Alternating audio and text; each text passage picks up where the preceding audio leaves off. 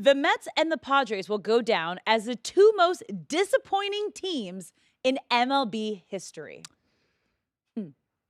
You know, second half starts. There's all this hope. New half, new Mets. Nope.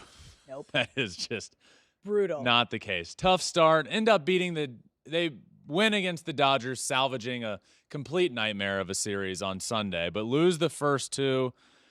I'm not sure why anyone would have expected the Mets specifically to come out and just be a different ball club than they were in the first half. I mean, it's so frustrating to watch both of these teams. I mean, the Mets are 18.5 games behind the Braves in the NL East, 8.5 out of a wild card spot. I don't think.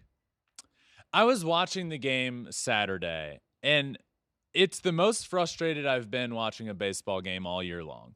And not just be if you were to ask me, would I rather the Mets? I would rather see my brother's team win, obviously. But this is honestly, it's aside from any of that. Just as a fan watching the game, I haven't been that frustrated watching a game all year long.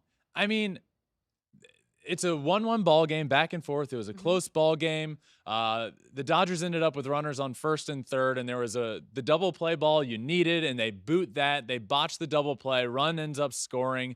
So it's a 1-run ball game heading to the bottom of the eighth.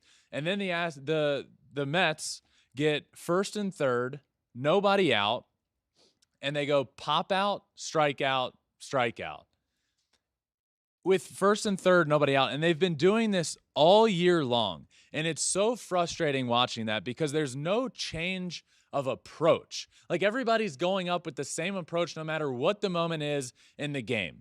There's nobody that you can count on in the Mets lineup to come up to the plate that you feel good about. There's two players, Brandon Nimmo and Francisco Alvarez. I feel comfortable if there's a big spot in the game with those two guys coming up.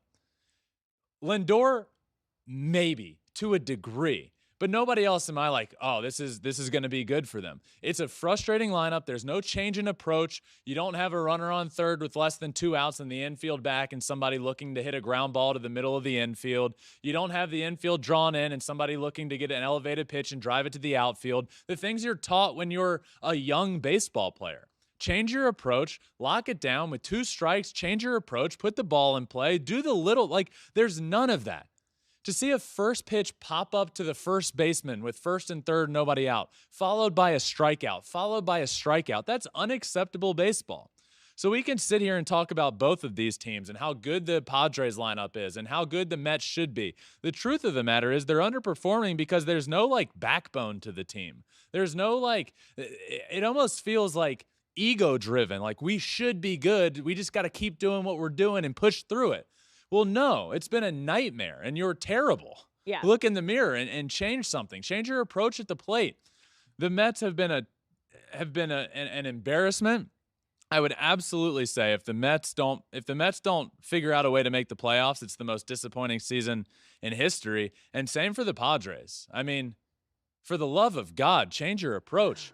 Look how good their lineup is. And they have the worst batting average with runners in scoring position of any team in baseball. Worse than the Oakland A's. Whoa. The worst in baseball with that team, with that lineup. How is that possible? Change your approach. Do something different because the normal status quo is not working. Question for you, because you're saying change your approach. Who does this land on? Does this land on the players? Does it land on the hitting coach? Does it land on the manager? Who is the person that needs to make that change? Is it individual? Is it a group thing? Is it the coach? Is it the player? I would say it's the players. Okay. But if to a certain point, if they're not going to do it, then you need to have that somebody come along and say, look, guys, this is what we're going to do. This is how we're going to go about it. This is what we're going to do. We're going to get back to the basics. If you're up at the plate, I don't care if your name is Fernando Tatis or Manny Machado. If there's a runner on second base with nobody out, you're hitting the ball to the right side of the infield with everything you can do. Every ability that you have, just try and hit the ball to the opposite field. Get him over to third. If you have a runner on third with less than 2 outs and the infield's back, you are putting the ball in play on the ground and getting the run in. I don't care if you get on base. I don't care if your batting average goes down. Get the run in. But there's like so many egos involved here, and I don't say that in a bad way. Like you have a team with Machado, Tatis, Xander Bogaerts, Juan Soto, and they're all about like, these are all guys that are all-stars. These are all guys that should, at the end of the year, look up and have numbers, great numbers. So you don't want to have, if you're Manny Machado and you come up to the plate with a runner on third and 1 out, I don't think his mindset right now is I need to hit a ground ball to the second baseman or the shortstop and get this run in. I just don't. So you think it's ego? I think there's an approach problem, Okay. and I don't think they want to change their approach because it's worked their entire career.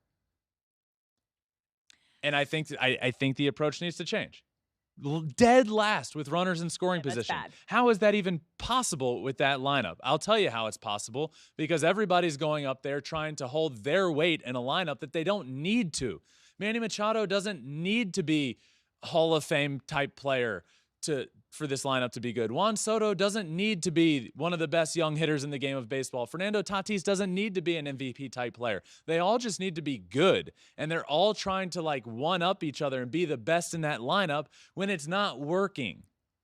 It's not working. Alex, the starting pitching for the Padres has been the best in almost every category in the National League since the beginning of May.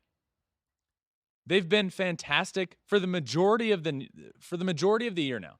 If I were to tell you at the beginning of the year, we're sitting here on opening day, and I said, Alex, fast forward to July, to the middle of July, and the Padres have one of the best pitching rotations in baseball, and currently the last 2 months, they've had the best pitching in all of baseball. I wouldn't see a world in which they aren't 50 games over 5. It's like, have they lost all year? Yeah. That's insane. And they're nowhere close to a playoff spot right now. No, they're 10 games behind the first place Dodgers and 8 games out of a wild card spot. They're hitting .224 with runners in scoring position. .224.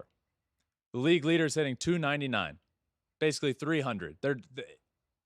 It's so bad. It's unacceptable. Absolutely not an overreaction. The Mets and Padres are trending towards being the 2 most disappointing seasons in history, and they're doing them side by side.